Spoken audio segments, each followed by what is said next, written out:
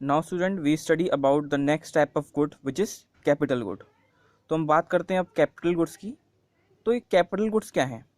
Capital goods are those goods which are use in the process of production for several years. ऐसे goods जो कि production के लिए इस्तेमाल किए जाते हैं, मतलब कि फर्दर प्रोडक्शन के लिए इस्तेमाल किए जाते हैं सेवरल ईयर्स तक, जिनकी जो वैल्यू होती है वो बहुत ज़्यादा हाई होती है, उनको क्या बोलते हैं? हम कैपिटल गुड्स बोलते हैं।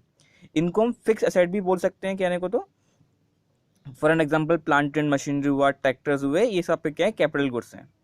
अब इसके अंदर एक बात नोट करने की बात यह है कि जितनी भी कैपिटल गुड्स हैं वो प्रोड्यूसर गुड्स तो हो सकते हैं, पर लेकिन all producer goods are not capital goods. मतलब समझिए इसका कि जितनी भी कैपिटल गुड्स हैं वो प्रोड्यूसर गुड नहीं होंगे, पर जितने भी प्रोड्यूसर गुड्स हैं वो कैपिटल गुड्स हो सकते हैं। इसका मतलब क्या है? इसका मतलब यह है, फॉर एग्जाम्पल समझिए, जैसे कि एक स्विंग मशीन है, एक सिलाई करने की मशीन है। अगर टेलर के पास वो मशीन है तो वो क्या है? उसके लिए कैपिटल गुड्स है, क्योंकि वो उससे फर्दर प्रोडक्शन करेगा। अगर वही स्विंग मशीन आपके घर पर है तो क्या कहलाएगी? वो आपकी वो प्रोड्यूसर गुड कहलाएगी। तो that's why all capital goods are producer goods, but all producer goods are not capital goods. अब हम बात करते हैं कंजम्पशन एक्सपेंडिचर्स की और उसके कंपोनेंट्स की, कि कंजम्पशन एक्सपेंडिचर क्या होता है।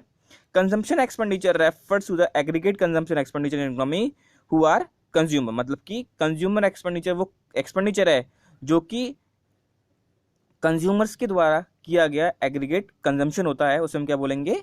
एग्रीगेट या फिर कंजम्पशन एक्सपेंडिचर बोल सकते हैं। जैसे कि हाउस होल्ड के द्वारा कितना किया गया, गवर्नमेंट के द्वारा कितना किया, या फिर एनजीओ जो नॉट फॉर प्रॉफिट ऑर्गेनाइजेशन होती हैं, खर्चे सबके द्वारा किए जाते हैं, उन सबके द्वारा किए गए खर्चे वो क्या है? आपके कंजम्पशन एक्सपेंडिचर कहलाते हैं। अब आता है investment and its component. Investment and components में क्या आता है? इन्वेस्टमेंट में be defined as a process of capital formation और a process that increases the stock of capital.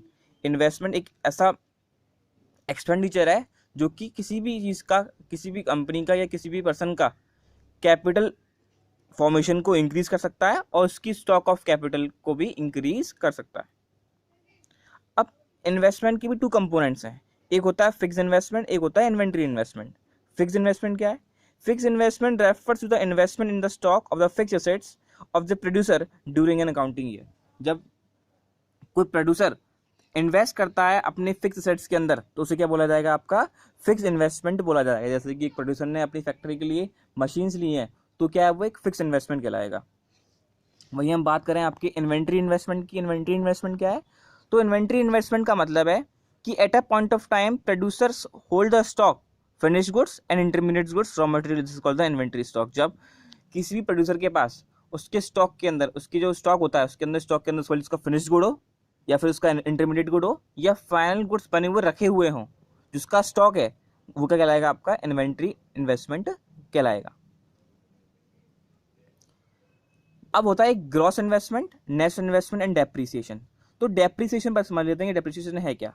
तो डेप्रीसिएशन का मतलब होता है दोस्तों कि refers to the loss of value of a fix asset. किसी भी फिक्स एसेट्स की वैल्यू में लॉस हो जाना वो क्या आपका डेप्रीसिएशन है। अब वो डेप्रीसिएशन किसी भी प्रकार से हो सकता है, भले वो एक नॉर्मल लॉस हो सकता है या फिर एक आपका एक्सीडेंटल डैमेज या ऑब्सोलेंस भी हो सकते हैं। अब इसके अंदर आपका आता है कि ऑब्सोलेंस क्या है। ऑब्सोलेंस जो होते हैं मतलब कि अचानक से हो जाने वाले, वो ऑब्सोलेंस कहलाते हैं खर्चे, जैसे कि एक्सपेक्टेड और अनएक्सपेक्टेड। एक्सपेक्टेड मतलब कि आपकी कंपनी में टेक्नोलॉजी चेंज हो गई तो उसकी वजह से मशीन की वैल्यू कम हो गई, तो क्या वो आपका एक्सपेक्टेड ऑब्सोलेंस है। अगर हम बात करें आपकी अनएक्सपेक्टेड ऑब्सोलेंस, जैसे कि कोई बाढ़ आ गई या भूकंप आ गया, तो ये क्या आपकी नेचुरल कैलेमिटी है, उनकी वजह से आपकी असेट्स की वैल्यू में डिक्रीमेंट हो गया, तो क्या आपका अनएक्सपेक्टेड ऑब्सोलेंस कहलाएगा। अब हम बात करते हैं इसके अंदर ग्रॉस इन्वेस्टमेंट क्या होता है और नेट इन्वेस्टमेंट क्या होता है। तो ग्रॉस इन्वेस्टमेंट या ग्रॉस इन्वेस्टमेंट का मतलब होता है ऐसी इन्वेस्टमेंट जिसके अंदर डेप्रीसिएशन पहले से ही ऐड होता है, उसे क्या बोलेंगे? आपका ग्रॉस इन्वेस्टमेंट बोलेंगे। नेट इन्वेस्टमेंट का मतलब क्या होता है? जिसके अंदर से डेप्रीसिएशन लेस करा होता है, उसे बोलेंगे हम net investment. For an example बात समझिए, आपने एक एक्टिवा ली 70,000 रुपीज़ की, उसको आपने 10 साल चलाया, उस पर डेप लगा 10,000 रुपये का, तो उसकी हम बोलें कि ग्रॉस इन्वेस्टमेंट क्या है? तो ग्रॉस इन्वेस्टमेंट है 70,000 रुपीज़ की, क्योंकि इसके अंदर डेप एब्सोल्युटली एडेड है। अगर हम बात करें नेट इन्वेस्टमेंट की, तो इसकी जो नेट इन्वेस्टमेंट है वो कितने की होगी, 60,000 रुपीज़ की। क्यों? क्योंकि इसमें से आपने जो है डेप्रीसिएशन को लेस कर दिया है। अब इसकी हम बात करते हैं सेविंग क्या है और इन्वेस्टमेंट क्या है। तो बात समझिए, सेविंग क्या है। सेविंग का मतलब होता है leakage of money from economy. जब हम अपनी इकोनॉमी के अंदर से मनी को विड्रॉल कर लेते हैं उसे क्या बोलेंगे, हम सेविंग बोलते हैं। और इन्वेस्टमेंट का मतलब क्या होता है, इंजेक्शन। जब अपनी इकोनॉमी के अंदर मनी को इंजेक्ट कर देते हैं, मनी को पुट कर देते हैं, तो वो क्या कहलाएगी, आपकी इन्वेस्टमेंट कहलाएगी।